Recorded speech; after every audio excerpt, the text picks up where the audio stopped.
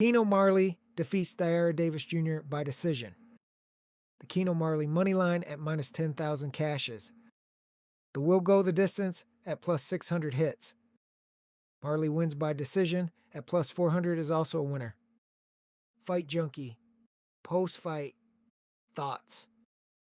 Olympian Marley debuted dropping Davis early and then cruised to shutout cards. Although Marley scored the first round knockdown, he then spent the remaining 3 rounds looking pedestrian. We hammered Marley inside at minus 500 thinking amateur pedigree overwhelms, dropped him but couldn't finish. What was I thinking? Marley looked anything but a minus 10,000 favorite. Feet that looked like they were stuck in cement, arm punches, and smothering his punches, switched stances for no reason, and ineffective pressure with a lot of missed punches against a clearly overmatched opponent. Is it just me, or does Marley need a lot of technical work to even be mentioned as a prospect?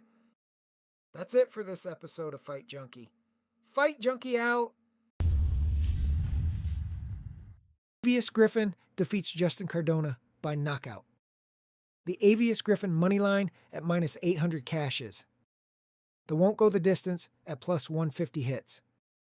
Griffin wins inside the distance at plus 350 is also a winner. Fight Junkie. Post-fight thoughts.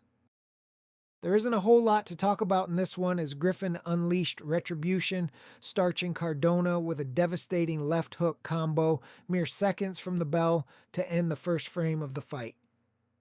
A violent statement coming off of his first loss against Julian Rodriguez.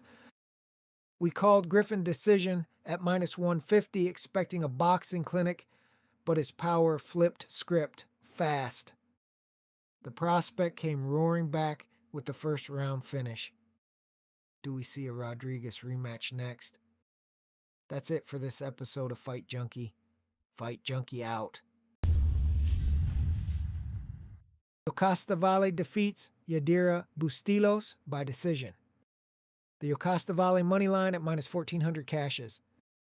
The will go the distance at minus 350 hits. Vale wins by decision at minus 300 is also a winner. Fight Junkie.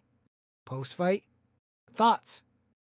Vale retained amid frenzy, outworking Bustillos through blood from clashes despite one outrageous 95-95 scorecard screaming incompetence.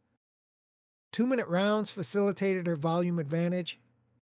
We championed Vale decision at minus 300, ideal for her style, and it prevailed barring judicial folly.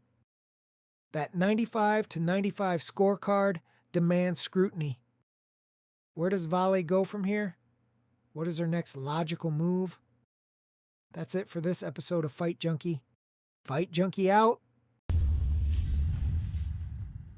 Caroline Dubois defeats Camila Panada by decision. The Caroline Dubois money line at minus 3,500 cashes. The will go the distance at minus 160 hits. Dubois wins by decision at minus 150 is also a winner. Fight Junkie. Post-fight thoughts. Dubois delivered southpaw elegance, dropping Panada in the 6th with a perfectly timed counter right amid accumulating bodywork. She was in total control from range, producing a flawless U.S. debut. The scores were never in doubt, with Dubois taking the 99-90 decision win across all 3 judges' cards. We didn't have any action on this particular fight, but looking back at it, the will go to a decision at minus 160 and Dubois wins by decision at minus 150 were outright steals in a match where Dubois was the minus 3,500 moneyline favorite, and neither of those prop bets were ever close to being in danger of losing. When does the Baumgardner showdown materialize?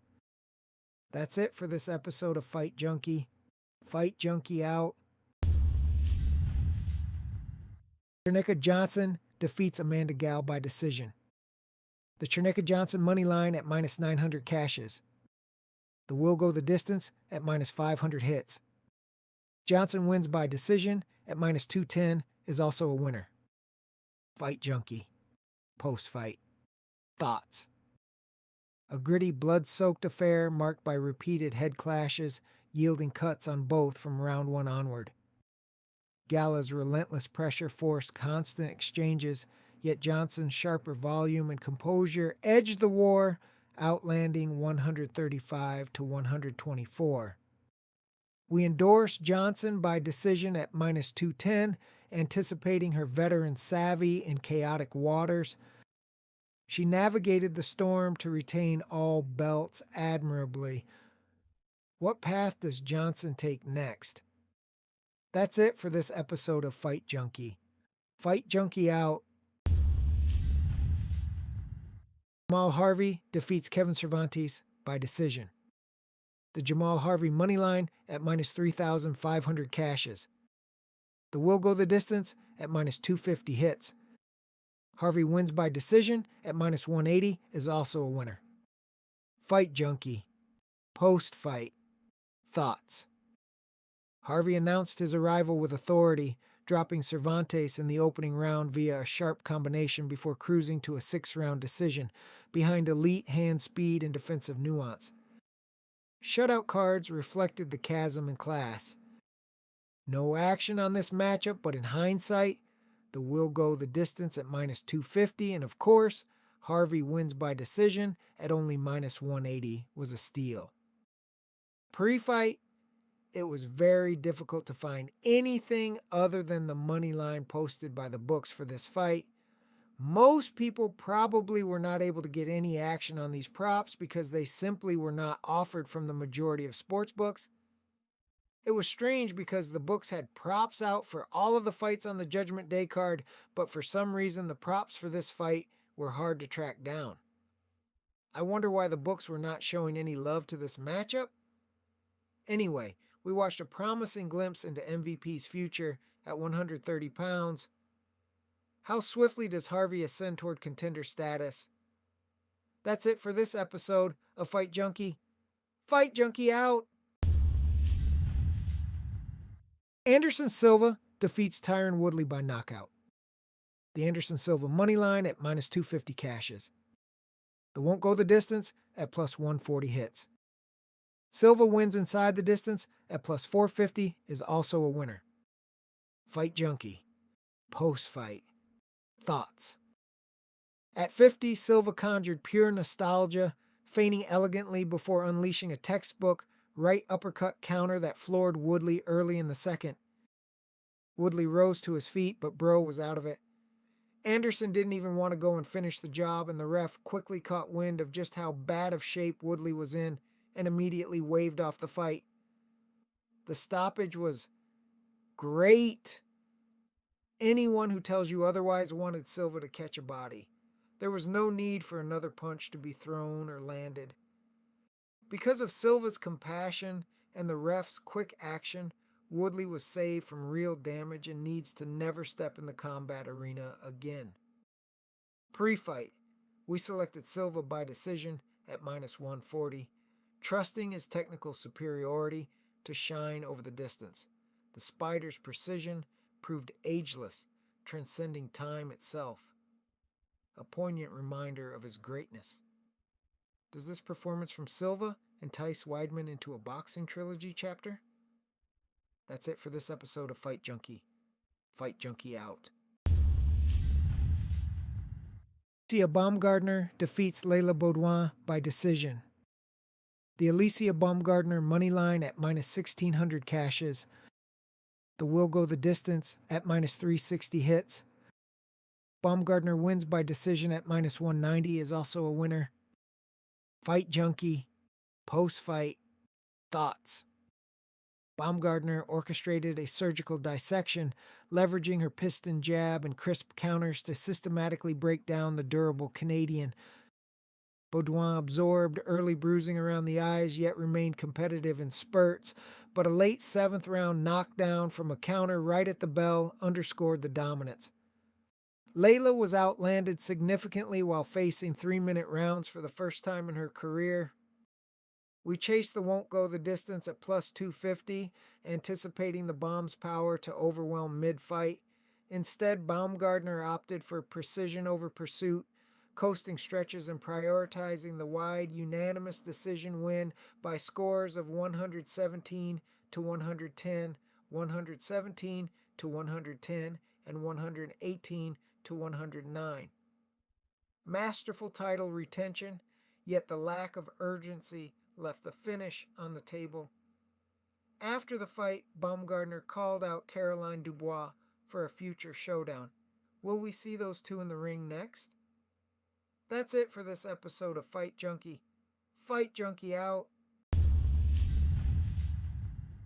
Anthony Joshua defeats Jake Paul by knockout. The Anthony Joshua money line at minus 1,200 cashes.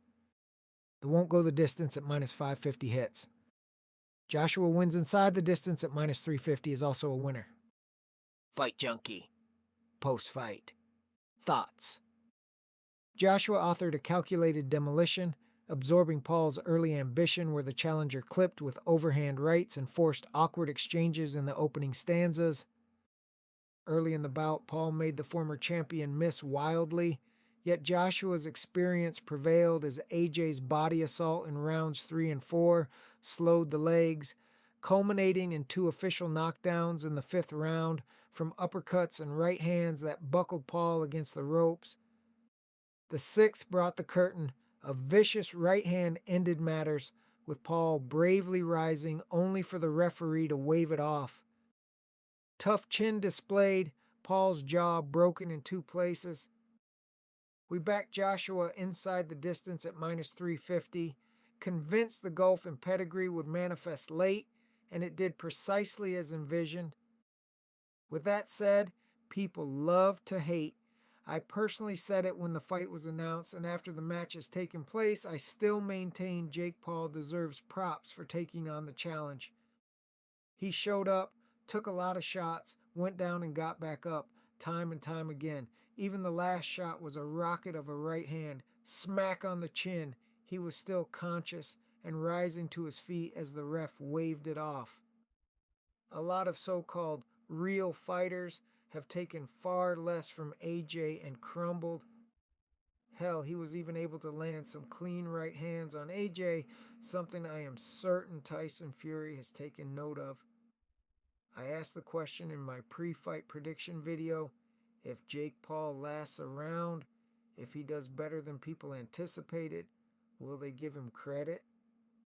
Taking an ass whooping and getting up each time, including the last knockdown, and finally a double broken jaw, having dedicated himself to the game, improving his skills, taking on a former Olympic gold medalist and 2-time heavyweight champ who had the height, reach, experience, and size advantage. Is that enough to earn the respect of the boxing community? Nah, the sad souls that love to hate won't ever give him props. They're still talking shit and hating. Heaven forbid you get credit for trying to get better and achieve your dreams and set goals. A lot of people really do hate watching people succeed in life. I know, get his dick out my mouth. That's it for this episode of Fight Junkie. Fight Junkie out.